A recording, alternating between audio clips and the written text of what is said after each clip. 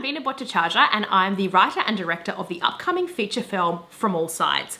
I'm here to talk to you today about the films of John Waters and his influence on this film in particular, and what I mean when I say that I want to do for Campbelltown what John Waters did for Baltimore. John Waters is famous for making queer, transgressive films. You probably know him best from a very memorable guest appearance he did on The Simpsons. Zap! Or you may have seen Pink Flamingos, which is a film where drag queen Divine eats dog. Pink Flamingos is over 40 years old, and believe me, it is still shocking. It has a singing asshole. That's all you need to know. I had the privilege of meeting John Waters when he was doing a book tour at the Sydney Opera House, and he blessed my unborn child. All I can hope is that he's still alive when she's old enough to discover and enjoy his films. What I admire most about John Waters' films is his sense of place. Every single one of his films is set in his beloved home city of Baltimore.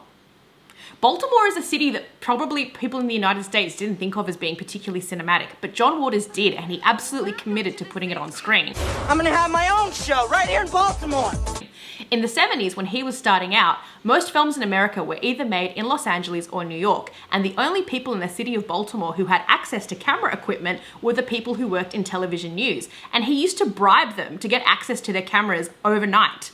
Just think of what he would have been able to do if he'd had an iPhone in that period. Baltimore really is a character in all of his films, and his absolute love for his home city comes through. And like all real love, he doesn't gloss over his city's faults, rather presenting its grittier, less attractive features as just part of the city's charm. I've been saying for a long time that I want to do for Campbelltown, my home in Sydney's outer southwest, what John Waters did for Baltimore. From All Sides borrows elements of Serial Mom, which is a satire of tennis shoe wearing aspirational types, with Polyester, which has colourful local characters like the Baltimore Foot Stomper, from Hairspray, which examines racial tensions amidst the world of dance. No matter what you've heard, we are gonna teach the white children how to do the bird. To probably Waters' most class-conscious work, Pecker, about a working-class photographer who starts to get recognition from the New York art world, which alienates him from his family, friends, and girlfriend. Campbelltown, because of its cheap housing costs, is one of the last true melting pots of highly socially stratified Sydney, and it is incredibly diverse, both culturally and in terms of education, class, and aspiration. Wealthy tradies, doctors, and well-educated migrants live amongst some of the most entrenched disadvantage in the state, and there is a lot of stigmatised social housing. And yet, we all do our shopping at the same place.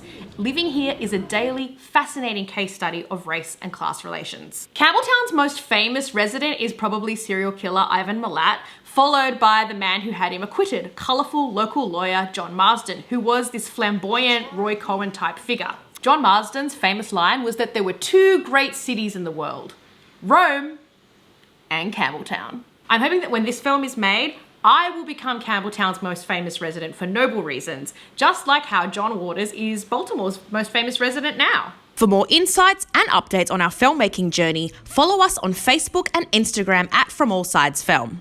Until the 31st of August 2022, you can make a fully tax-deductible donation to support our film via the Australian Cultural Foundation. Link in bio.